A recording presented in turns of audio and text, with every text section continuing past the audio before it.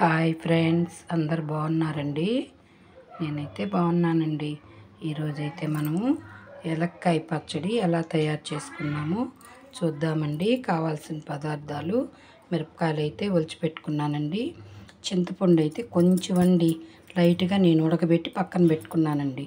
కొంచెమే వేసుకోవాలి, ఎందుకంటే ఏలక్కాయ కూడా పుల్లగా ఉంటుంది కాబట్టి కొంచెం టేస్ట్ కోసం ఉడకబెట్టి పక్కన పెట్టుకున్నానండి. కావాల్సిన పదార్థాలండి ఇవన్నీ, ఒకసారి చూడండి. ఇప్పుడైతే మనము తయారు చేసుకునే విధానం కూడా ఒకసారి చూసేద్దామండి. ఇప్పుడైతే స్టవ్ వెలిగించేసుకుందామండి. బాండిలు కూడా పెట్టేసుకుందామండి. 1 స్పూను ఆయిల్ అయితే వేసుకుందామండి. ఇప్పుడైతే ఆయిల్ వేడైందండి. ఇంగువైతే ఇదిగోండి కొంచెం ముందుగానే వేసుకుందాం. ఇంగువైతే కంపల్సరీ అండి వేయాలి. ఇదిగోండి ఆవాలు, జీలకర్ర, మెంతులు, ధనియాలు 1 స్పూన్ ప్రకారం వేసేసుకున్నామండి. ఒలిచిపెట్టుకున్నాను మిరపకాయలు కూడా. ఇప్పుడు ఇవైతే వేసేసుకున్నామండి.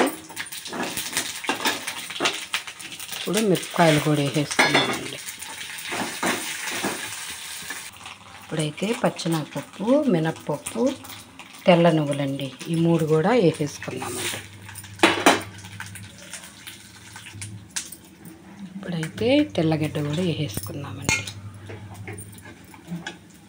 ఇప్పుడైతే అవి వేగే లోపల వెలక్కాయ అయితే ఇలా పగలగొట్టి గుజ్జులాగా తీసి పక్కన పెట్టేసుకున్నామండి. ఇప్పుడైతే వేగిపోయాయండి.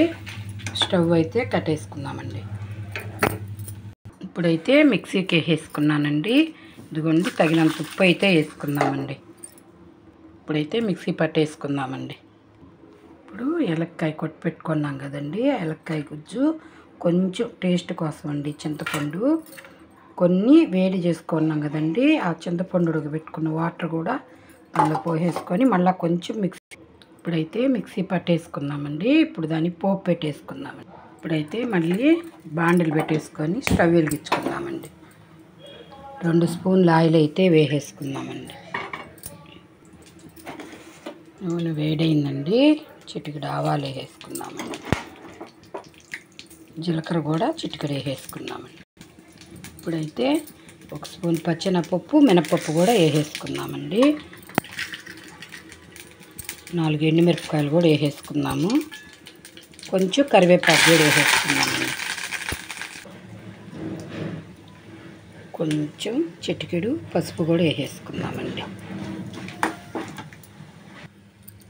ఇప్పుడైతే పోపు వేగిపోయిందండి. మనం మిక్సీ పట్టుకున్నాం కదా పచ్చడి కూడా దానిలోకి యాడ్ చేసేసుకుందాం.